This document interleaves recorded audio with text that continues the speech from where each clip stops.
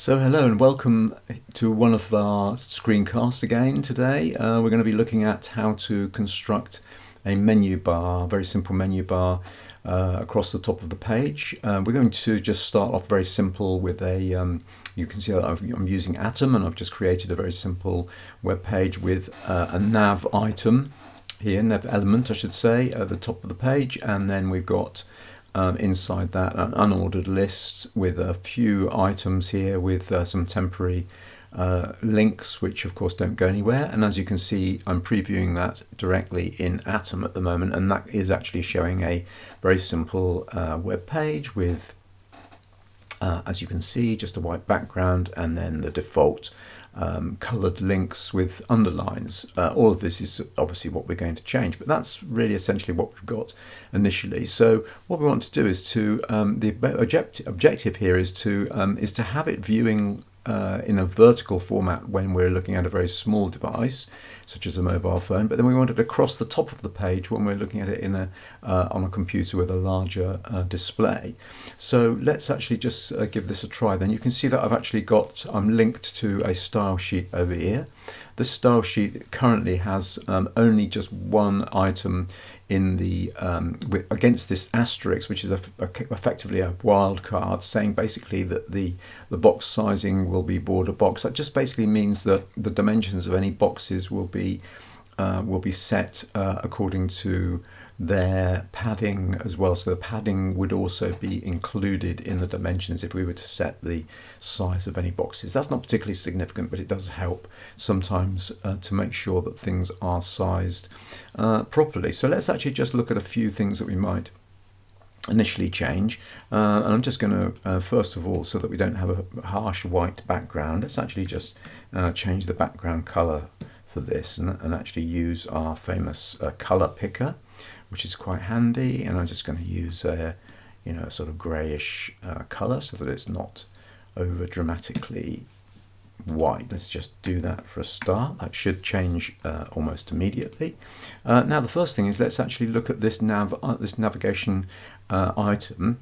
So what I'm going to do is to just actually initially just to stick a border around this so that we can actually see what that actually is, what that box actually looks like. So a solid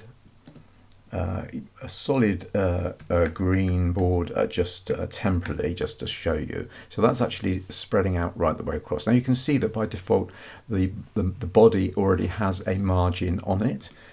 So there you can see that. If I wanted to turn that off, so if I just say margin to margin 0, that means that we don't have a margin around that at all. Okay, so that's spreading it right the way out. Now what we actually have within our navigation box is an unordered list, and we can actually target that. We can target that, and we can maybe specifically say that the list type or list style that we want to use is none. So that should remove our bullet points, as you can see.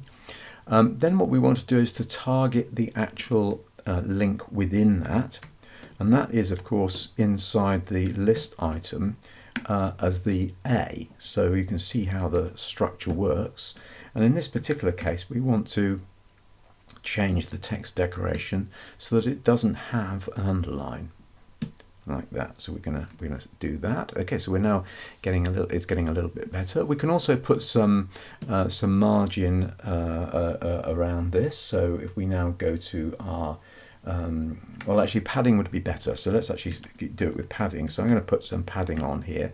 Now the padding I'm going to set with I'm going to use relative units.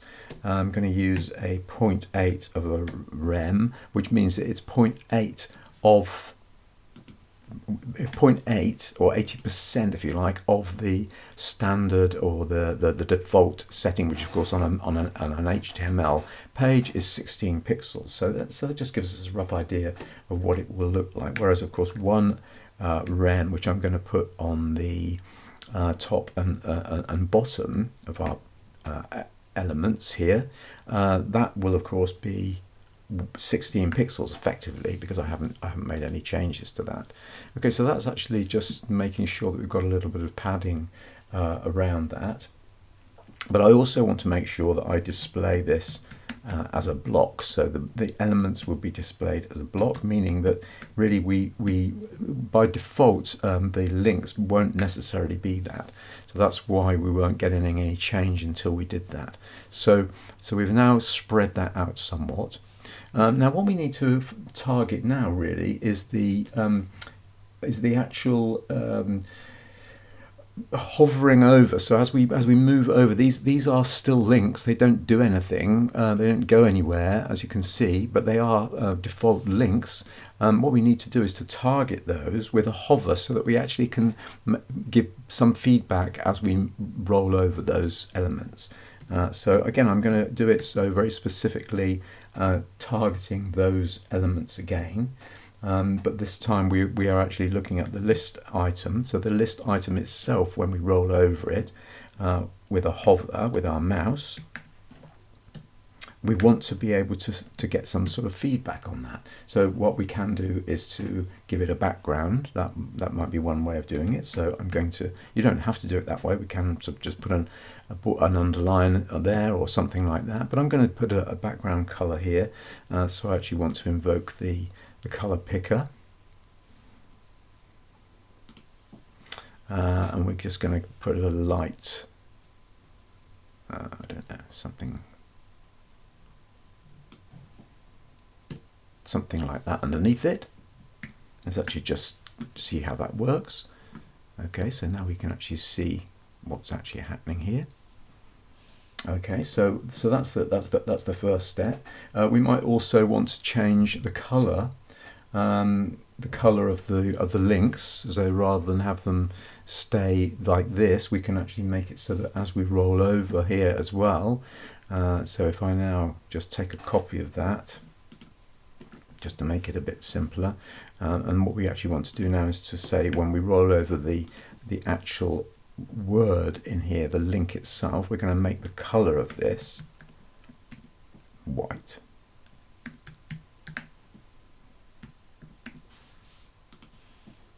Okay, so now we can see that not only does the background color change, but the color of the text itself. Now we also do need to obviously remove all of this margin and padding around the items. So we'll actually just do that in the nav itself. So I'm going to turn the margin on here to be 0, and also the padding to be 0. Thus, when you get a bulleted list, of course, it's set in slightly. Now, the thing is that I can then repeat this. I can simply take a copy of this and put this into here as well. And that will, of course, do the trick, as you can see. But it's worth bearing in mind that quite often what web developers do is that they actually perform what is called a reset, to put to take all of the margins and all the padding off of all the default elements, so that you can then apply the margins as you like for each element, rather than keep having to sort of understand what the default setting is for each of these margins. So what we can do is, and again it's quite a typical thing that people do, is to use the wildcard. So take these off of here and actually put it into this wildcard setting at the very top of the page. So what that's doing is it's saying get rid of all margins and all paddings, or all padding everywhere. And that does do our job for us here, but it's also important obviously that sometimes where we do want padding, like I've set it up now in the link here, where we want padding, where we want margins, then we have to set them ourselves into I'm going to take that one off, into the various elements. So if we want some padding, if we want some margin, we do it for each element rather than have to kind of set up what those things are in each case. So everything now has no margin and no padding by default because it's up here in this asterisk, or in this wildcard setting for everything. So that's our beginnings. What I might do as well is to also put a, we don't need this border by the way, but I'm going to just put in a background color here as well. So let's actually again use our color picker to pick out another, let's actually just use a slightly different different shade of green or something. That's maybe a grey or something like that. Okay, and then what we need to do as well, of course, is to put all of these. So what we're actually doing at the moment with this A, that by default it has that blue link color. So I'm going to change that as well, and this time I'm going to use a black. Okay, so now what we've got is a block, and then as we roll over it, we then get the colors that we want. Now this is what we're actually seeing at the moment, is what we see for the links down on the left hand side. They're at the moment in the left hand side. We could center them possibly, that would be another option, but we'll move to do that later on, but you know, just as an option. But this is the way that it will look on all devices at the moment. So whatever size our browser is, that's always going to look like that. What we now need to do is to figure out how we're gonna make it look different when it's on a wider monitor. So to do that, we use media queries. So the way that the media queries, and I'm just going to do this down at the bottom of the page. Let's actually just make a comment here.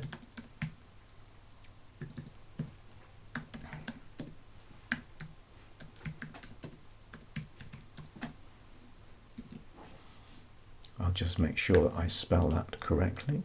So that's my comment there, and I'm going to bring this up further for you so that you can actually see it in the center of the display.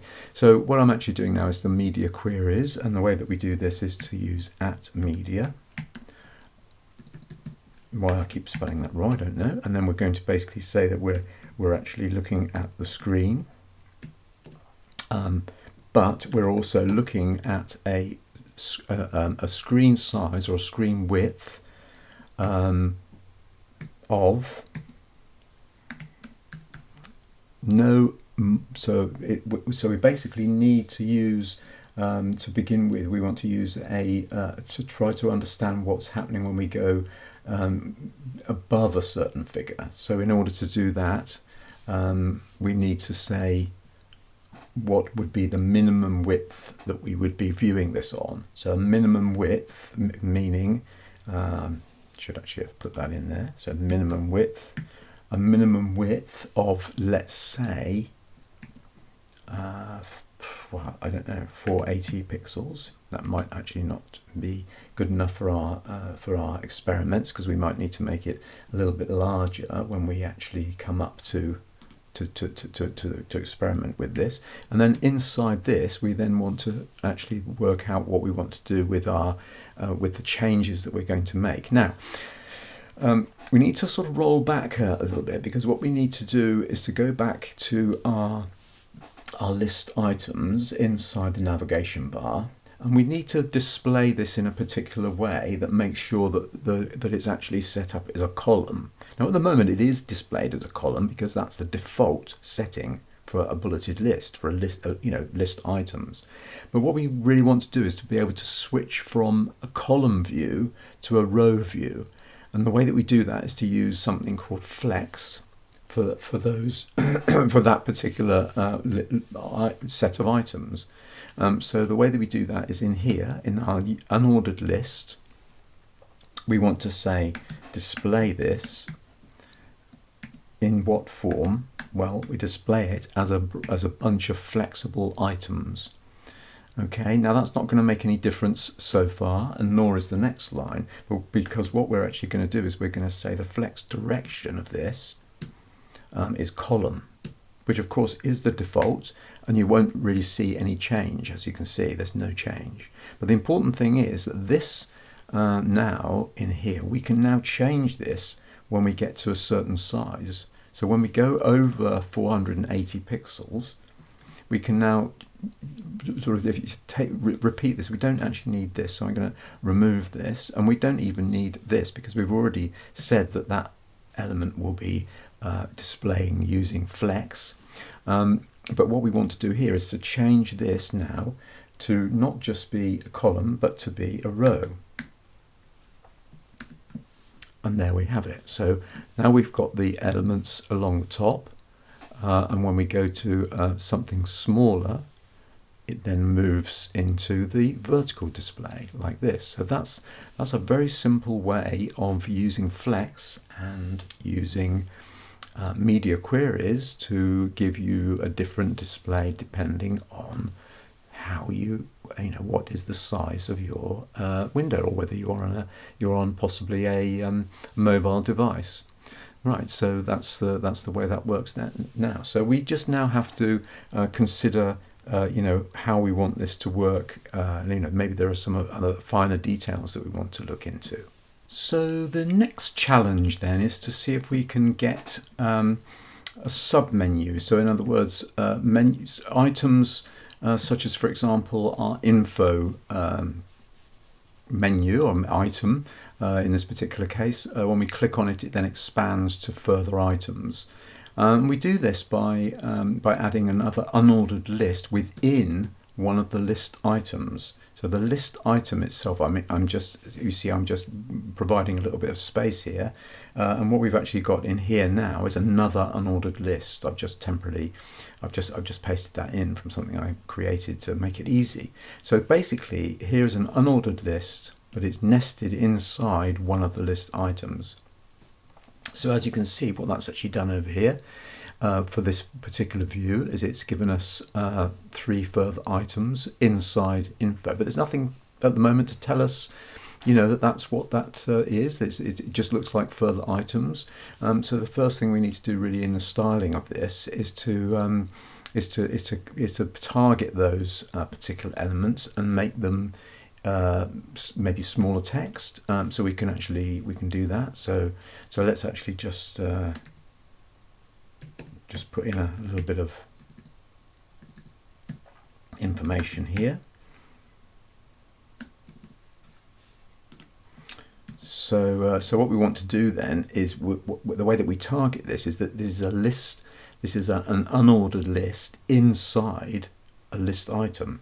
So the list item, unordered list inside that, and then inside that is a list item, and inside that is the link, like this. So what we can now do is to change. So because as you can see at the moment, I've got padding. I've got this padding in my sort of normal links. My normal links have that padding against them. So what I'm going to do is to change the padding here to be a lot smaller. So let's say we want the padding up and down to be 0.3, but we actually want it to set in by something like, let's say 1.5 rem. So as you can see now, it's actually just made that a lot easier to read, but also we could change the size of the font we're using. So let's actually go down to a 0.9 rem. Could be a little bit more even, 0.8. Okay, so these are smaller items inside the info box. So that's really okay for the moment. There are further modifications we can make, but essentially when we're viewing this on a smaller device, that's what we're going to see. However, if we now expand this up, we don't want to see it like this when we expand up. So what we've got to do now is to hide these items until we roll over that menu item. So the way that we do that is within this media query here. We want to use this media query where the screen is wider than 480 pixels in this case. We want to then hide those items, and we do that quite simply by just simply going to the unordered list inside the list item. So the unordered list inside the list item, display none. So that hides it. Obviously it's not doing anything yet, but we have those two views. We have it like that to show, and we have it like that to hide. So we're turning off the display. So by turning off the display, what we now want to do is to work out a way of showing it when we hover over it. Just looking at my notes over here so that I get this right, because it's it's just a little bit difficult to figure these things out. So essentially what we're looking at is an unordered list inside the navigation. So we'll actually put in a full details. So the unordered list inside the navigation bar, inside that we have a list item, and we want to hover over that like this, so that when we then move into the next level, it will then show us and display this in flex mode, like this. But also we want to make sure that the flex direction is in a column, like this. Okay, now that's not necessarily going to work initially, because we still have to add some further items in here. So what we have to do is to say that we are also targeting at the same time as hovering over that list item. We also want to be able to reveal the item that's inside there. We want to reveal inside there the list item, and we want to the hoverer, when we're hovering over that, we want to actually then reveal the unordered list inside that. Okay, so we've now revealed that.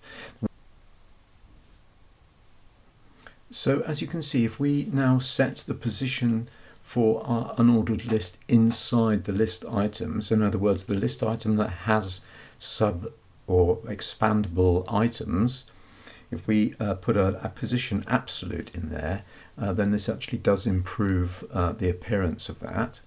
So we've basically resolved it more or less. As you can see, we've got it set up so that it's actually on a smaller screen, it's like that. Sorry, on a larger screen it's like that, and then we go down to this size, and we have then the menu revealing itself completely. So there are, of course, other options, one of which might be that we do something like just put these menu items over on the right hand side. So we can do that with our justify the content and actually use a flex end position. And then that puts that over there, so we then can use the navigation in that way. So really, that's the basics of it. This code is very straightforward. It's very simple. It's only a one or two levels, one top level, and then I've just added another level to this particular area. So this is something that can easily be shared. So I shall make this available as well as a gist on my GitHub account.